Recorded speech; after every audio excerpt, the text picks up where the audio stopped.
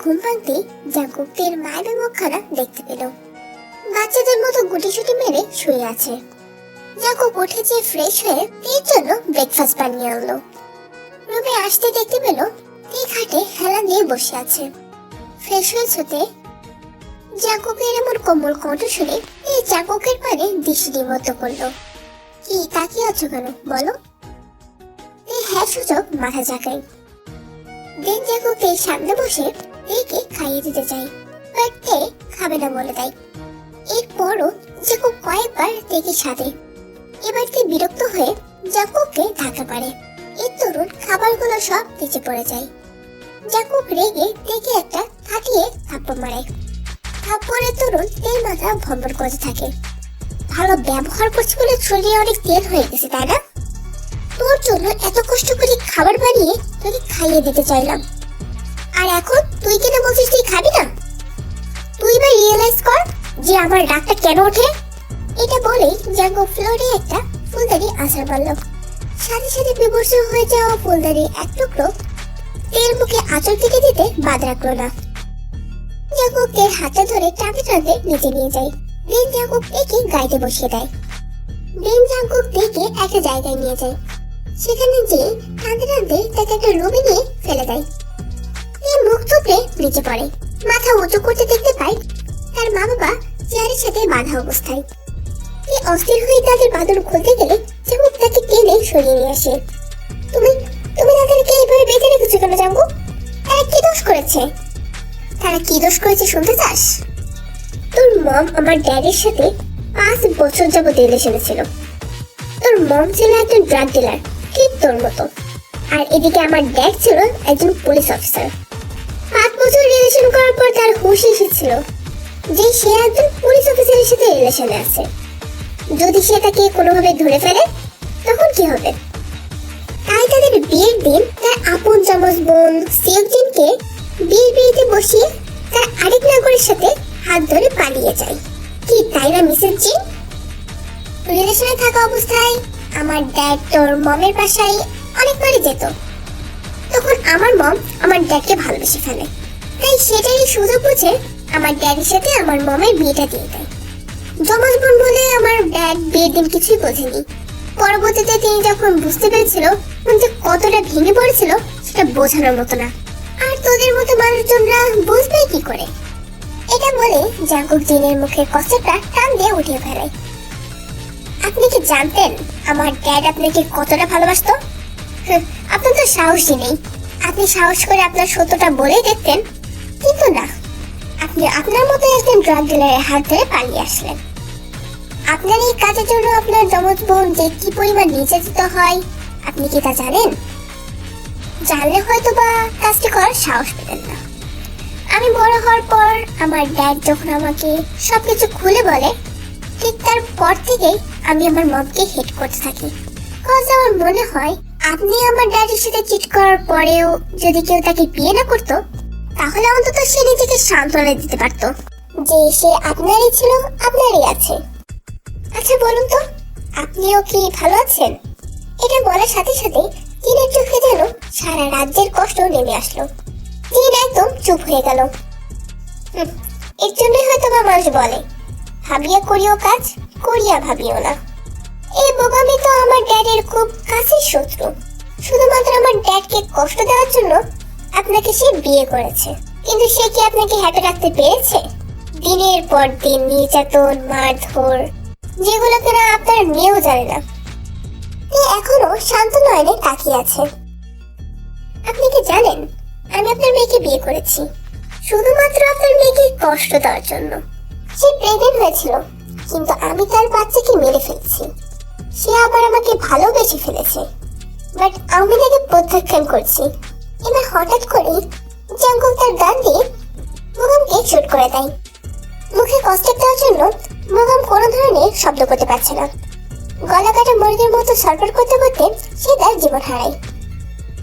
Mrs জিন, আপনার মেয়ের দিকে তাকিয়ে দেখেন একবার। জিন এর দিকে তাকাতে দেখতে পাই এর মুখটা আগের মতো নেই। চোখের নিচে কালো দাগ পড়েছে। শরীরে, হাতে, পায়ে এবং মুখেও অসংখ্য কাটা ছেঁড়া দাগ। চুলগুলো এলোমেলো হয়ে আছে এবং দেখে বোঝা যাচ্ছে অনেক দুর্বল সে। যে মেয়েকে কিনা তার বাবার হাতে নির্যাতন থেকে বাঁচানোর জন্য তার হাতে এই পাপের সাম্রাজ্য বুঝে দিয়ে আপনি কিনা দেশ বিদেশে ঘুরে বেরিয়েছেন, কিন্তু দেখেন আপনার মেয়ে ভালো নেই। আপনার কলেজের মেয়ের এই হাল দেখে আপনার একটু কি খারাপ লাগছে না? জিনের চোখ দিয়ে ঝরঝর করে নোনা জল ঝরছে। জাংকুক, তোমার কাছে হাত জোর করে একটা কথা বলবো, রাখবে? রাখার চেষ্টা করবো। আমার মেয়েটাকে তুমি বিয়ে করেছো, ভালো কথা। তুমি দয়া করে তাকে একটু ভালো রাখো, তাকে তুমি কষ্ট দিও না প্লিজ। সে তার মা বাবার ভালোবাসা ছাড়াই বড় হয়েছে। আমি হাজার কষ্ট করেও তাকে ভালোবাসা দিতে পারিনি। আমি একজন ব্যর্থ মা। সেটা একান্তই আমার ব্যক্তিগত ব্যাপার যে আপনার মেয়েকে আমি কেমন হালে রাখবো। And your time's up. Goodbye. এটা বলেই জাংকুক জিনকে শুট করে দেয়। সাথে সাথে তে তার কান চেপে ধরে। জাংকুক পরপর অনেকগুলো ফায়ার করে। এই কান চেপে ধরে বলতে থাকে, জাংকুক স্টপ, আমি আর নিতে পারছি না। জাংকুক ফায়ারিং স্টপ করে বলতে থাকলো, আমার বাবার প্রতিশোধটা না হয় আমি নিলাম। পিছনে ফিরে তেকে সযত্নে করে তোলে। জাংকুক গাড়িতে উঠে পড়ে। দেন তারা সেখান থেকে মেনশনে ফিরে আসে। ওই দিনের পর পুরো একটা মাস সে নিজ ইচ্ছায় ঘরবন্দি হয়ে থাকে, কারোর সাথে কোনো প্রকার কথা বলে না। কিন্তু হঠাৎ একদিন সকালে ঘুম থেকে উঠে জাংকুক পুরো শকড হয়ে যায়। সে ওয়ার্কআউট করছে যেখানে জাংকুক করে। জিম করার সকল ধরনের যন্ত্রপাতি সেখানে আছে। সে ঘেমে নিয়ে একাকার হয়ে গেছে, তারপরেও সে থামছে না। জাংকুক কিছুই বলল না। সে নাস্তা করে সোজা তার কাজে বেরিয়ে গেল। কিছুক্ষণ পর সে তার ওয়ার্কআউট থামিয়ে শাওয়ার নিয়ে না খেয়ে তার অফিসে চলে যায়। সাথে সাথে কথাটা জাংকুকের কানে চলে যায়। জাংকুক কিছুই বলে না। সে তার অফিসটা পুরো ঘুরে দেখছিল। এতদিন এটা দেখভাল জাংকুক করেছে, কোনো কিছুরই ক্ষতি হয়নি। সে যেভাবে হ্যান্ডেল করতো জাংকুকও ঠিক সেভাবেই হ্যান্ডেল করেছিল এটা। সে সারাদিন কাজ করে সবকিছু আবার নিজের আয়ত্তে নিয়ে আসে। সন্ধ্যা হওয়ার আগ মুহূর্তে সে মেনশনে চলে যায়। জাংকুককে কিছুক্ষণ আগেই মেনশনে এসেছে।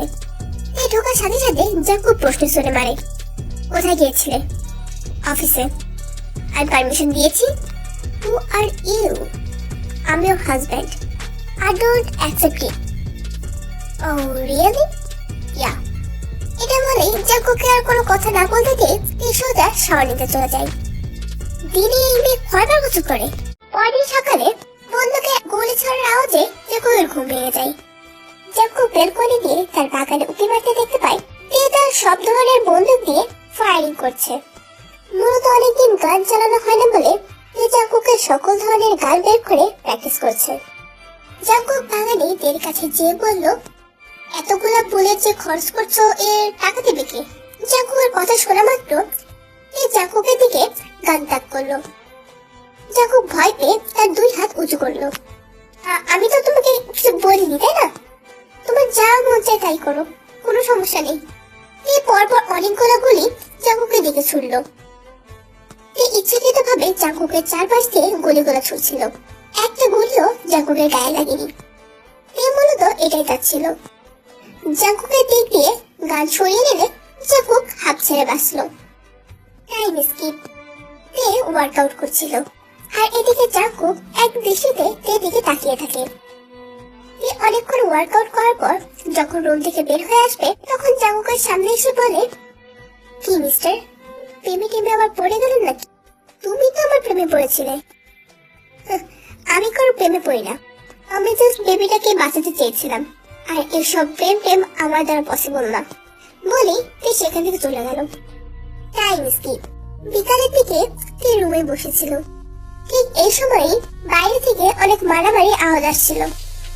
সে বাইরে বের হয়ে দেখলো একদল লোক জাংকুকদের বডিগার্ডদের সাথে মারামারি করছে। Hey, stop!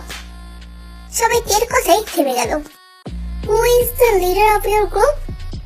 Hey lady, here I am.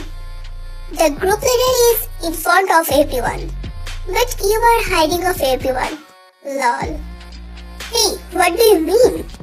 Am I timid? Yeah, obviously. Whatever. What do you want? I I just want to lady. এটা বলতে বলতে ব্রাইট তের কাছে এগিয়ে আসতে থাকে এবং তের কোমরে হাত রাখে। সাথে সাথে তে ব্রাইটের নাক বরাবর একটা পাঞ্চ মারে। ব্রাইট নাক ধরে নিচে বসে পড়ে। Hey, do you know me? I'm not like you.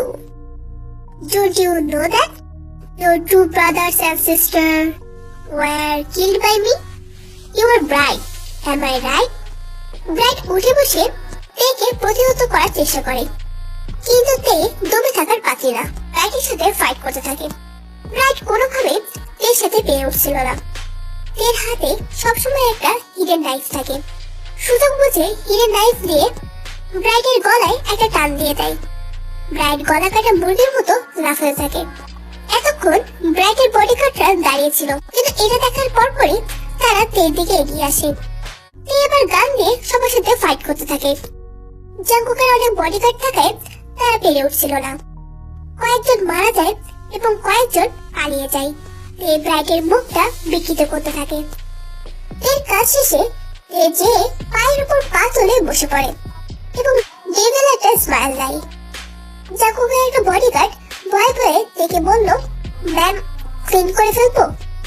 No way, তোমাদের স্যারকে কল দাও, কল দিয়ে বলো তার বেবি তার জন্য ওয়েট করছে অনেক বড় একটা ধামাকা নিয়ে, আর সে যেন 10 মিনিটের মধ্যেই মেনশনে হাজির হয়। এর কথা মতো জাঙ্কুকের বডিগার্ড জাঙ্কুককে কল দেয়। জাঙ্কুক শোনা মাত্র 10 মিনিটের মধ্যে মেনশনে ফিরে আসে। জাঙ্কুক মেনশনের এই হাল দেখে বলল, বাহ, এই না হলে আমার বউ।